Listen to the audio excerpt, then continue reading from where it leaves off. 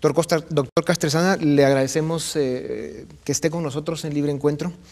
Bienvenido nuevamente. Muchas gracias. La CICIG la consideran superpoderosa.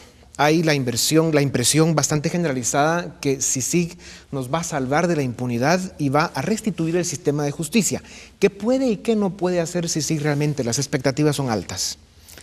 Efectivamente, los últimos acontecimientos además han hecho que las expectativas sean de alguna manera excesivas. Yo creo que la CICIG sí tiene algunas potestades, pero no sustituye a las instituciones guatemaltecas y no sustituye tampoco a los ciudadanos. Yo creo que, por lo tanto, el contexto tendría que ser ese. Naciones Unidas, a solicitud de Guatemala, crea una comisión internacional que tiene por objeto ayudar a Guatemala a dotarse de las instituciones de seguridad pública, de procuración y de impartición de justicia que sean capaces de revertir esa situación inaceptable de 98% de impunidad. Sí, y eso no se debe olvidar porque Guatemala, sobre todo el ex vicepresidente Eduardo Stein, lideraron de alguna forma el proyecto y la petición a Naciones Unidas para traer una comisión contra la impunidad en Guatemala. Precisamente por eso los niveles de impunidad y la falta de justicia son asfixiantes.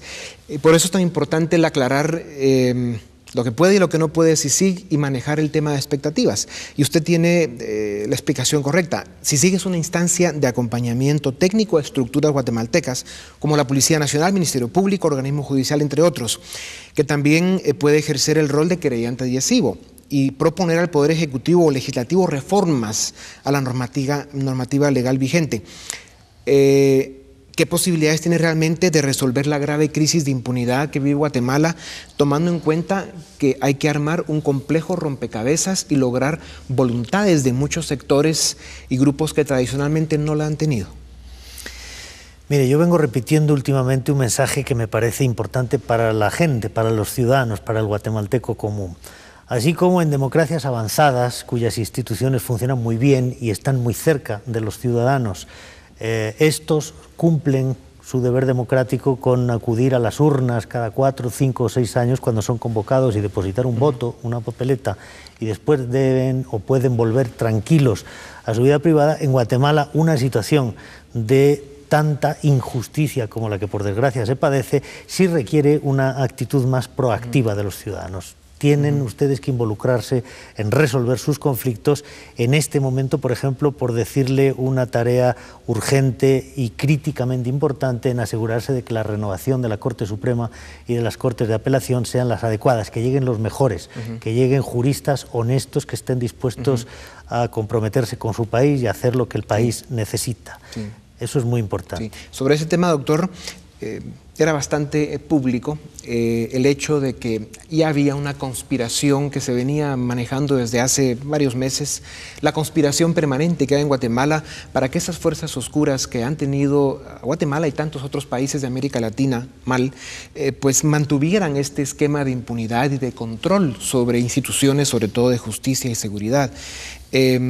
Ahora que se logró, a raíz de una crisis extrema como fue lo que provocó el asesinato del licenciado Rosenberg, provocó que se aprobara la ley de comisiones de postulación. Estamos viendo ahora en los últimos días, ya con algunas denuncias importantes, de que se está manipulando a través de inconstitucionalidades o de trámites que podrían en un momento dado evitar el objetivo principal que tenía la comisión de postulación, que era transparentar el proceso. ¿Cómo ve usted eso? ¿Qué le preocupa? Yo creo que sí, que la ley ha sido un avance muy importante porque introduce mecanismos de transparencia, de publicidad que permiten asegurarse, como le digo, de que lleguen los mejores y de que se identifique a aquellos que no son idóneos y puedan ser apartados, pero naturalmente hay resistencias. Existen estructuras, lo hemos dicho muchas veces, que es lo que justifica la creación de la Comisión Internacional, que están en el interior de las instituciones, que están posiblemente como una especie de herencia maldita del conflicto armado y que ya en los acuerdos de paz se dijo que tenían que ser desmanteladas. Esas estructuras siguen haciendo lo posible por controlar las instituciones. ¿Quiénes forman esas estructuras? ¿Dónde están? ¿Cómo se llaman? Mire, han evolucionado mucho porque lo que eran aparatos clandestinos del Estado durante el conflicto armado fueron evolucionando hacia delincuencia organizada. Entonces hoy son grupos naturalmente clandestinos, innominados, pero que uno encuentra en la Policía Nacional Civil, en el Ministerio Público, en el organismo judicial, pero hay firmas de abogados, pero hay políticos, hay periodistas, hay parte de la sociedad que forma un muro que impide que las instituciones funcionen. Y es toda la sociedad la que tiene que esforzarse para derribar ese muro. Sí. Cuando hablamos de derribar ese muro que es grande, poderoso y peligroso, a lo que hay que llegar es a nombres y apellidos. ¿Quiénes son y dónde están? Para que con un esfuerzo como el que representa CICIG para Guatemala, pues se logre llegar a ellos, se les exponga y se les procese eventualmente. ¿Hay listas de nombres? Sí, cómo no. Si usted hace un seguimiento de los casos que nosotros estamos llevando, podrá encontrar un hilo conductor que yo señalé hace mucho tiempo. ¿En algún momento se podría hacer público?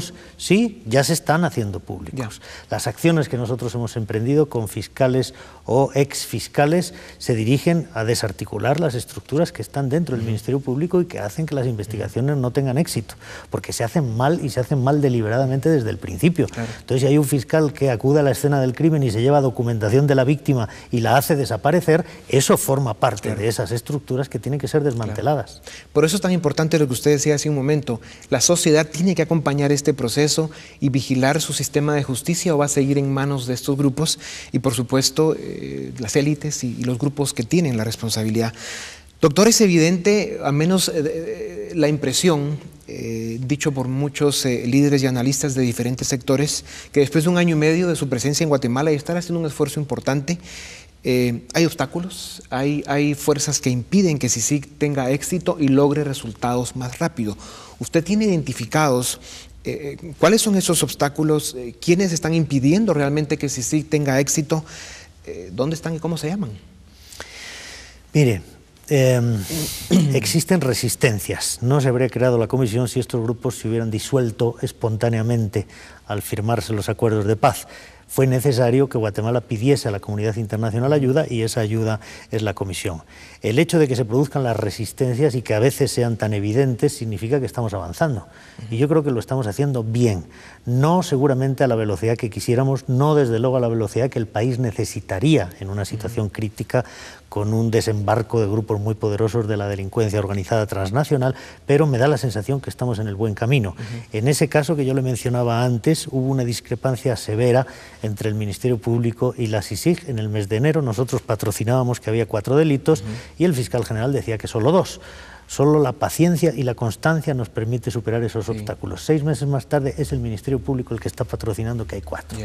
Claro, el tiempo y la velocidad a la que van los procesos es lo que de alguna forma frustra y crea desesperanza, ¿verdad? Porque el Estado de Guatemala necesita más resultados dadas las circunstancias de impunidad e inseguridad.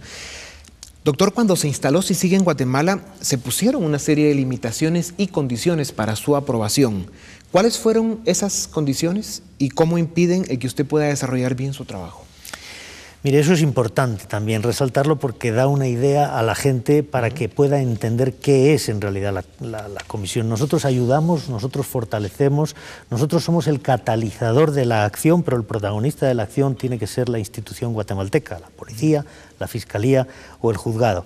A mí me preguntaron muy recientemente, ¿cuándo piensa usted hacer cumplir la ley? Y yo decía, mire, esa no es mi función. Mi función es pedirle al fiscal que le pida al juez que haga cumplir la ley. Son los jueces de Guatemala los que tienen que poner orden. Sí. Eso le impone a usted un reto comunicacional extraordinario, porque en realidad la gente sigue sin entenderlo. Guatemala sigue esperando de usted el rescate de la justicia y el ponerle un alto a la impunidad. Sí, pero nuestra primera tarea fue buscar contrapartes confiables en todas esas instituciones. Ya las tenemos, ya estamos trabajando y empiezan a verse los resultados. Ahora lo que necesitamos es que la sociedad civil, que la opinión pública esté detrás de nosotros. Imagine que somos una especie de rompehielos que vamos abriendo el camino, pero el camino o se consolida después por los propios guatemaltecos o el hielo volverá a cerrarse y se quedará la situación tal como estaba antes. Doctor, usted ha solicitado una serie de reformas legales importantes que facilitarían, no solo su trabajo, sino realmente la posibilidad de rescatar nuestro sistema de justicia. ¿Cuáles son las reformas más importantes que usted solicita? ¿Quién tiene que aprobarlas y en cuánto tiempo debieran estar aprobadas? Sí, mire, ahí tuvimos también una cura de humildad, porque nosotros llegábamos como internacionales diciendo, déjame que yo te voy a decir cómo hay que hacer las cosas. Y nuestra primera comprobación tuvo que ser la de que los fiscales guatemaltecos carecían de la mayor parte de las herramientas que permiten hacer frente a un fenómeno de delincuencia tan complicado. No tenían escuchas telefónicas, no tenían un sistema de protección de testigos confiable,